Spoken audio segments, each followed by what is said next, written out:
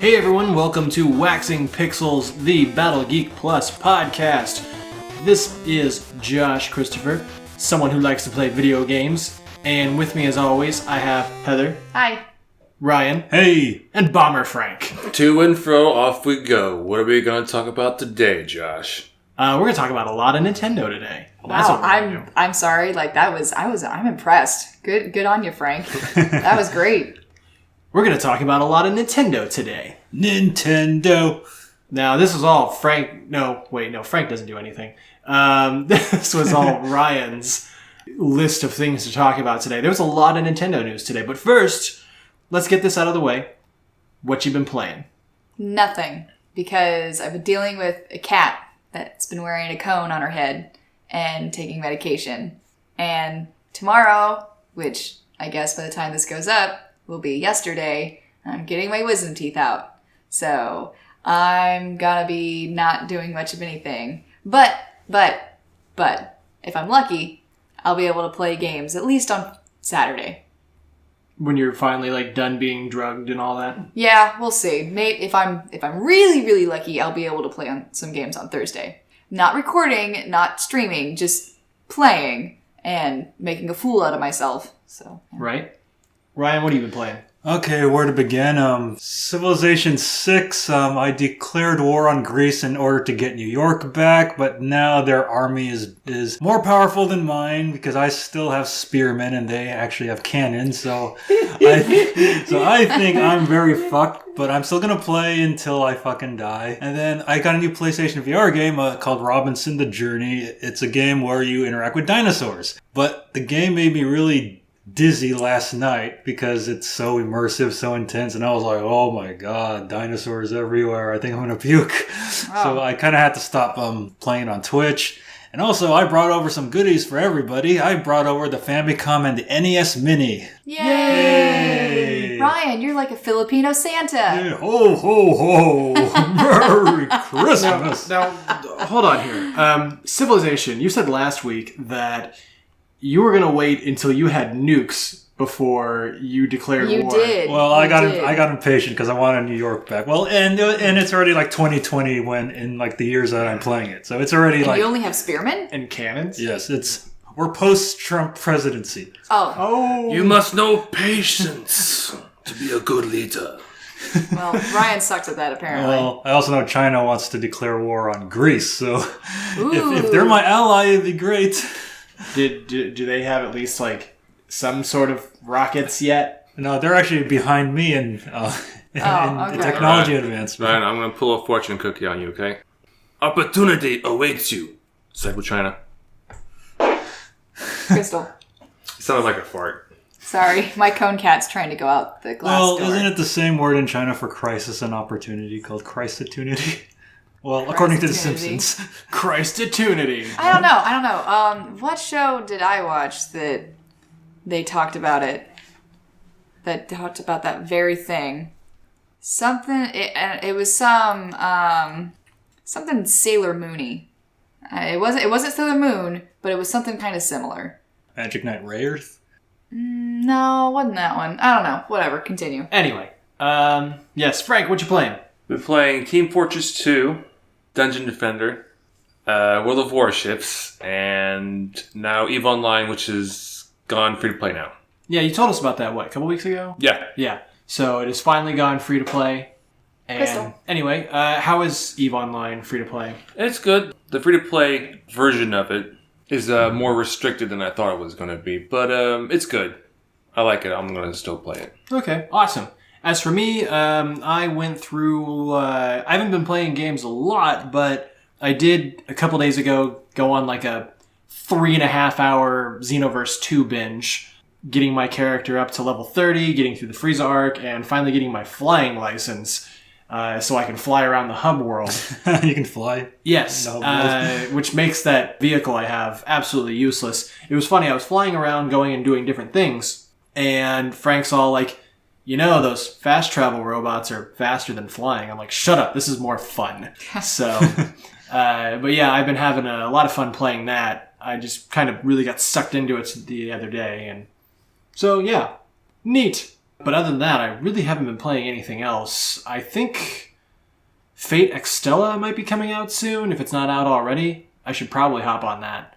But, I also played a little bit of Senran Kagura on the Battle Geek Plus Twitch. Boobies! Booby ninjas! Yeah, played that for maybe about an hour or so. Just kind of did like a for fun live stream of that. So, which you can catch mostly Ryan playing games on twitch.tv/BattleGeekPlus, but sometimes we also get on there as well. Definitely go do that. Maybe we'll play more games because of it. Especially with these nice Famicom and NES Minis that we'll be able to mess around with for a while. Yay! Let's hop into our first thing for the week, which is related to what I just said. The NES and Famicom Mini releases, they sold out in seconds. And you were pissed. Seconds. I was. That. And also, the Famicom Mini outsold the Wii U in Japan.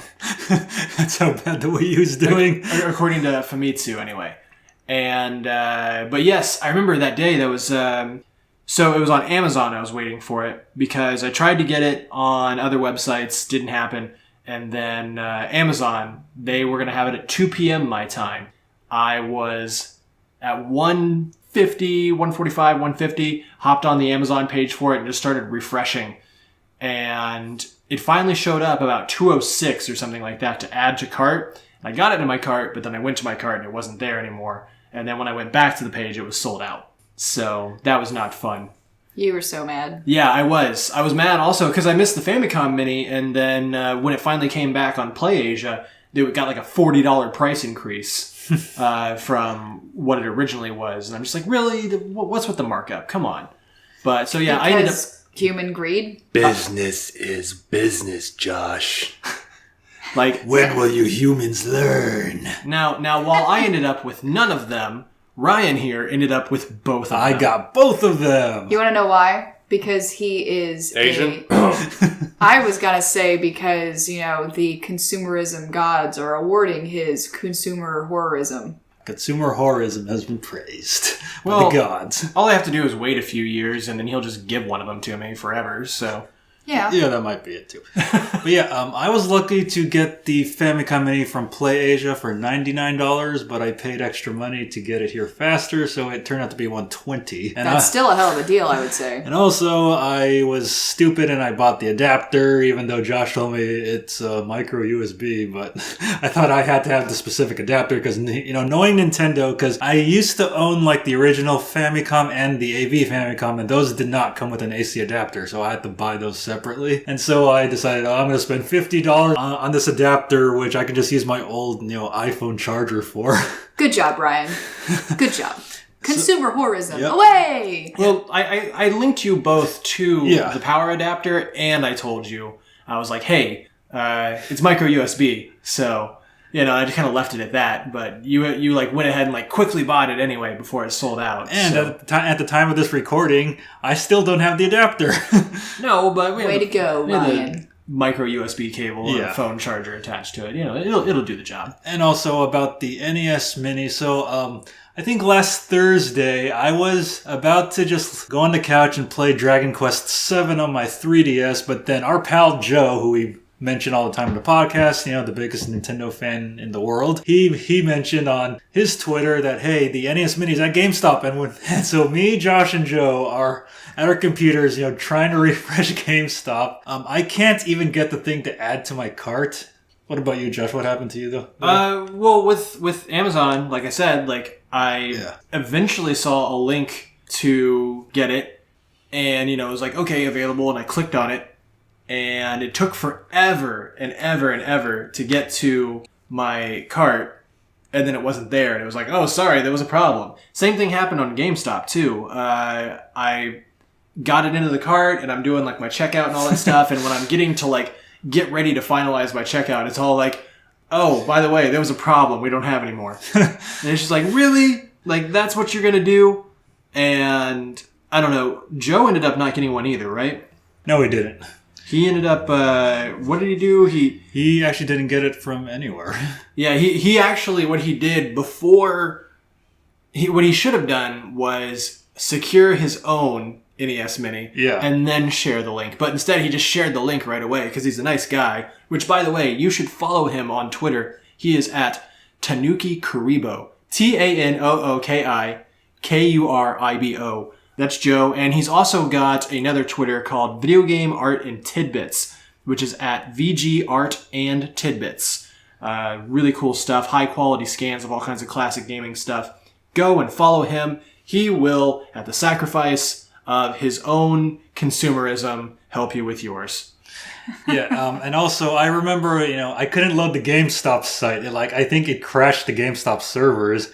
So I was like, well, shit. And then on my Twitter, I saw Cheap Ass Gamer post a link to the Best Buy link for the NES Mini. I'm like, oh fuck, I'm gonna grab it. And I was lucky to grab one. Damn you, Ryan. Yeah. Damn and so I sent the link out to both to Josh and Joe, and they couldn't get it either. No. Well, at least you tried, I guess. Yeah. I mean, at least, one of the four of us got. Right. Because, Nintendo shipped, 9 of them out? Yeah, I think. I heard stores were ordering 100 or 90 of them, and they would only get a shipment of 2. Wow, that's crazy. Well, the good news, though, is that because it has been selling so well, it's sold just tons and tons of units. I think over 200 something thousand units total, and that might just be in Japan, according to Famitsu anyway.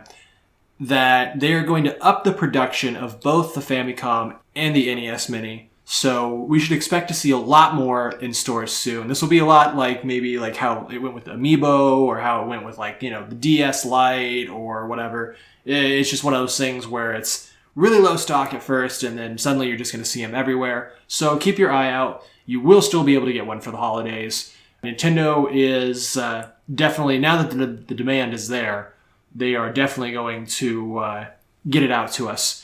They sold those 200-something thousand units within 4 days, mind you, where something like the PS4 sold 34,000 units. So that's how popular this thing is. And I suppose the price helps too. I mean, someone went on eBay the other day, and they checked out prices for an NES and all 30 games, going at the normal trending prices for all these things, and you're getting $500 worth of stuff in this $60 package, the NES Mini. Unless you buy it from a scalper, obviously. Yeah, don't buy it on eBay from scalpers. Yeah, don't do that. Don't. Yeah, last week we saw them going for, I think the average price right now is a little over $300, but we saw prices even going more than the Nintendo World Championship cards, $90,000, $80,000. Yeah. Crazy. I'm not gonna. No, that is not a deal at all. And if you buy that shit, you're a moron.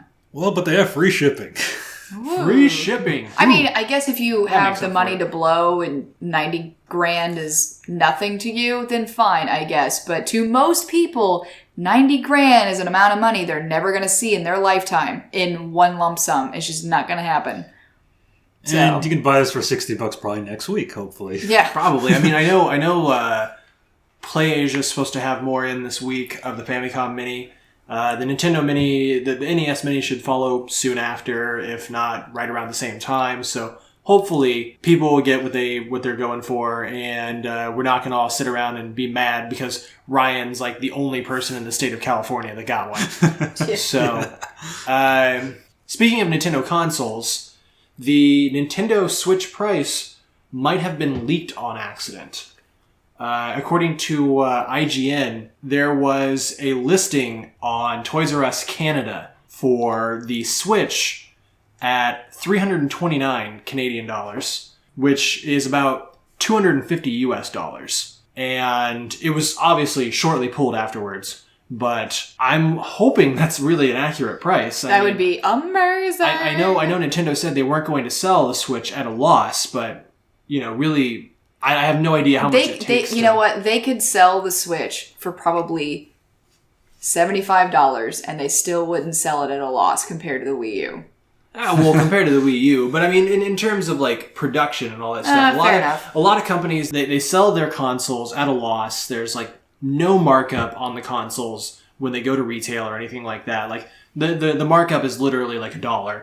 You go to Best Buy and you grab a PS4, and you check the employee price for it, it's going to be like $1 less than the retail price. A whole $1. And there's like kickbacks from the companies, and there's money to be made more like the software and the accessories and stuff like that once you have that core device. So, but it seems like Nintendo in this case is not going to sell at a loss, which is why we're all thinking, $350, something like that. $250 would just be an amazingly pleasant surprise. It would be awesome.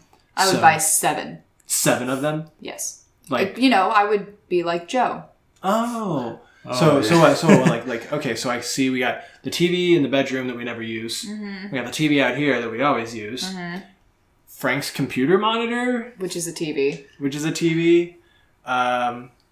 What are you going to do with the other 4? Put them in the closet where Joe puts all of his stuff. I was going to say switch them out, but...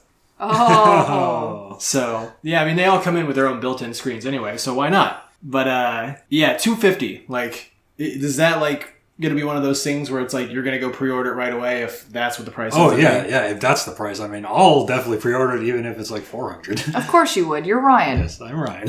Now, I know, like, me and you, Heather, are going to get one, like... Oh, as soon as we can. Yes. Whether we pre-order it or if we just have to go hunting for it like it was with the Wii. With spears and bow and arrows. Yeah. What if they have cannons? Well, we're fucked. We'll have to wait until we get nukes. Right. So, but Frank, being that like me and Heather are going to have one, like, do you plan on grabbing one for If yourself? it's that inexpensive, I'll buy one for myself rather than just playing yours. And you never buy shit. Like, you never buy anything. That's why I got more money than you guys. You also don't have a life. Fuck you. I'm sorry that we went out to the bar Yeah. on election night to drink away our sorrows and our bank accounts. I'm sorry that, we went out and had lunch today. Yeah, but that's where you work. You get a discount there. I know. It was awesome. See, I buy all the games so like you don't have to, Frank. Right? There you go. Well, I mean, like, if you did have your own, like, with the built-in screens and all that stuff, portability and everything, like, that would be actually probably a really good idea. Like, you get a little message on my Switch while I'm in the bedroom, and you're all like, hey, Josh, you done looking at porn yet? Yeah, sure, let's play some Mario Kart. Well, I do know that, especially when it comes to spending money, you're definitely the spender.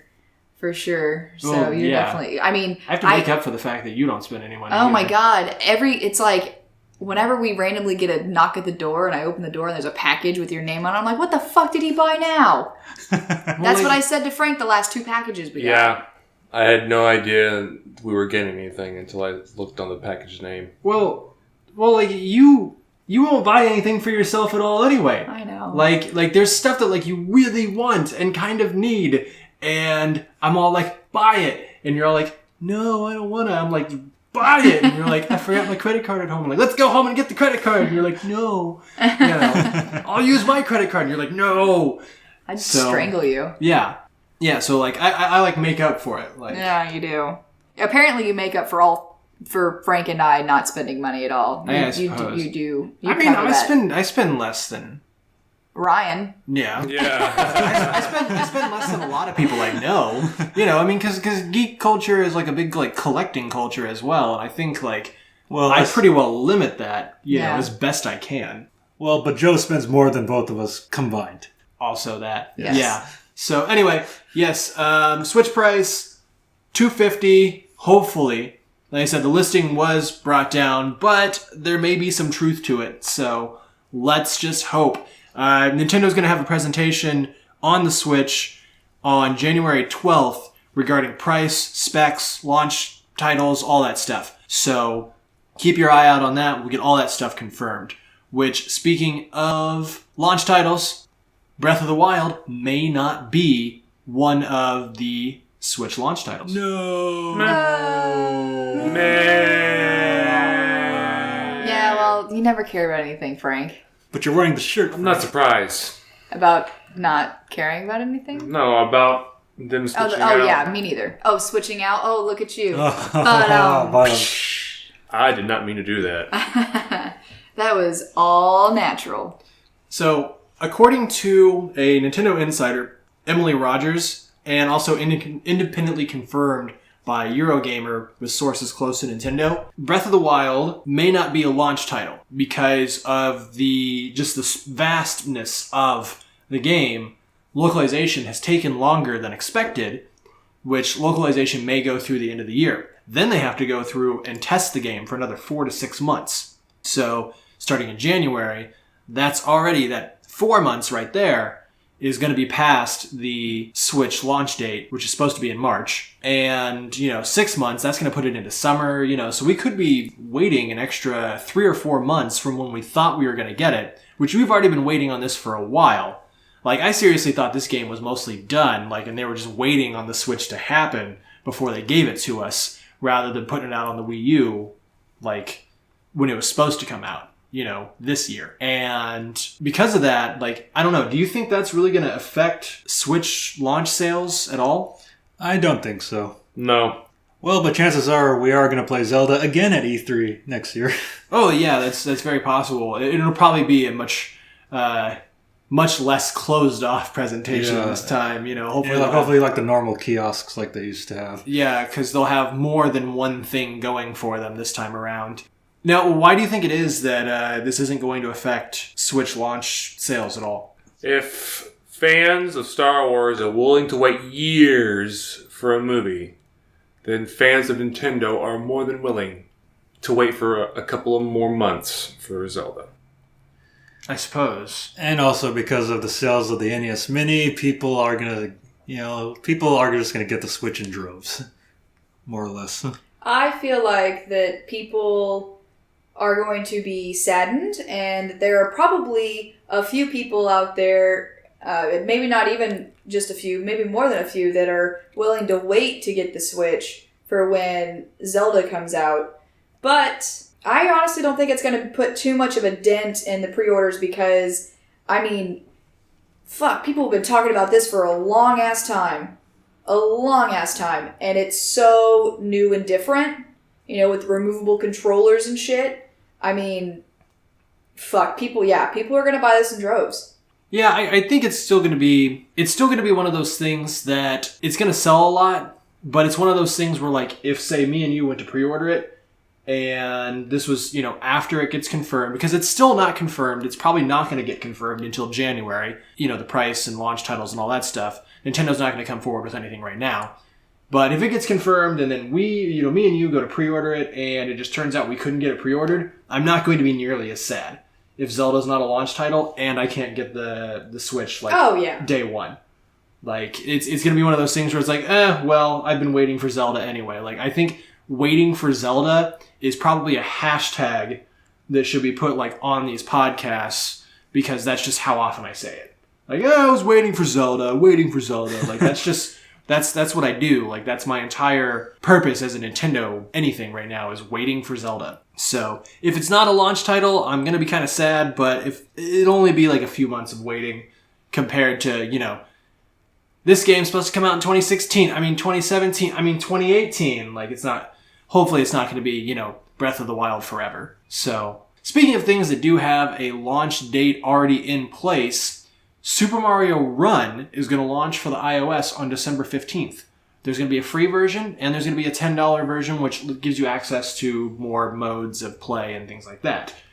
Super Mario Run, if you haven't taken a look at it yet, looks a lot like New Super Mario Bros., except for Mario automatically runs, and you just press on the screen to make him jump. You can make him jump off of walls, you can make him jump on Goombas. There are tiles that'll make you go backwards or stop for a second and things like that. So you can do things like long jumps and stuff. And the whole idea is just, it's not quite an endless runner. It seems there are actually stages and bosses and stuff like that. But it is kind of a similar mechanic to the endless runner sort of thing.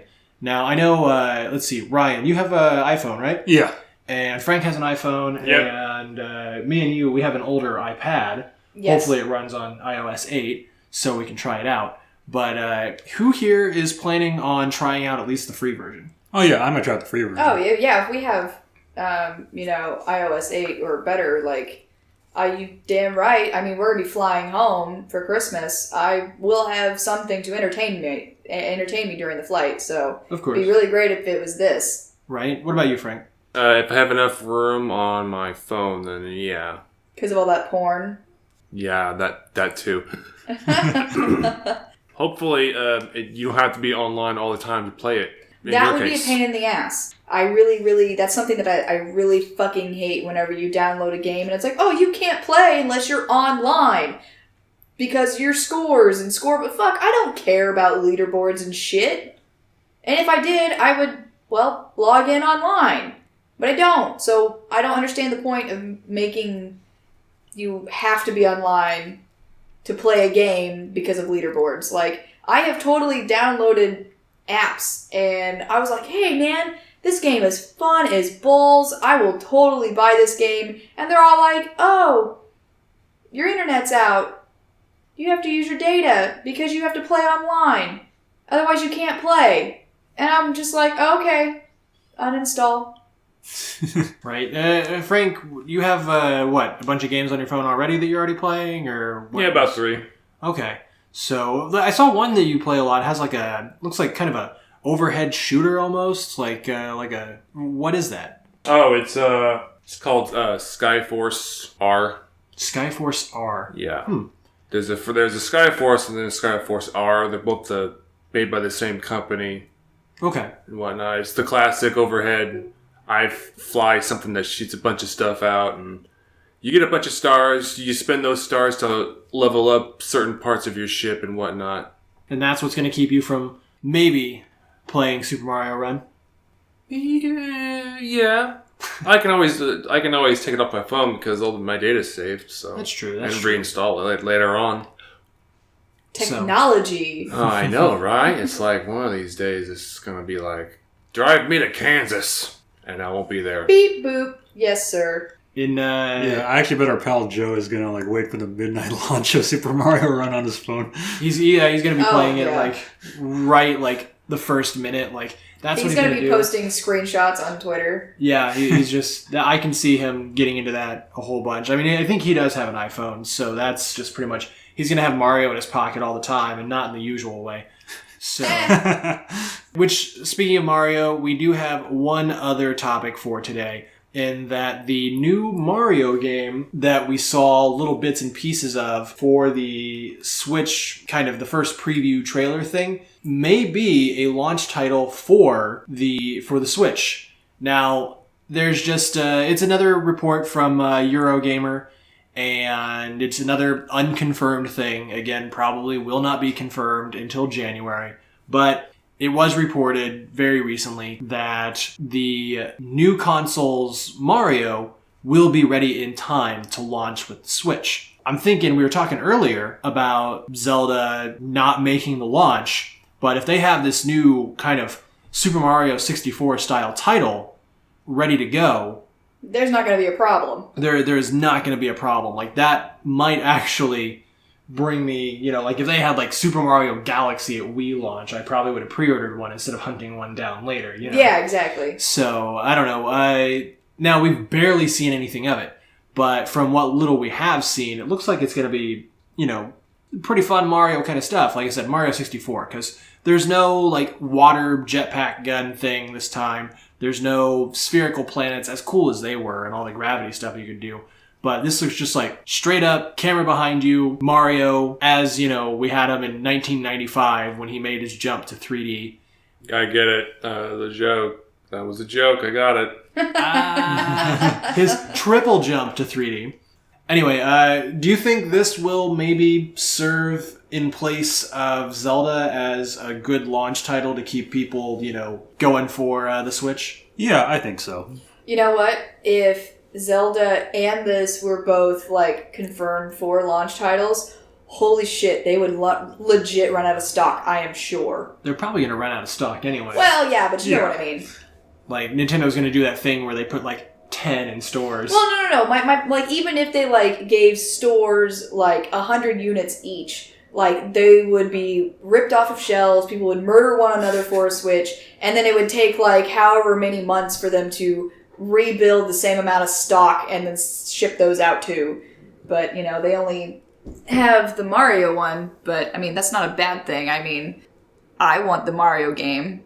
Yeah, I can see this Mario game being a reason why you and I would pre-order. Yeah, it would be. And I think hopefully with Nintendo's big info dump in January, hopefully that part of that info dump will give us an idea of when we can start trying to pre-order this. Which if it does, I mean, me and you, we got Amazon Prime, so like we can probably just grab that on Amazon real quick. If they're I don't know, I've had problems before looking for like Nintendo hardware on Amazon, so we'll see. But yeah, if they're in on that, we'll get that. And, a new Nintendo console with a new kind of straightforward Mario title as its launch, like that's going to bring back a lot of, nostalgia right there too, just the same as like these like NES Minis and stuff like that have as well.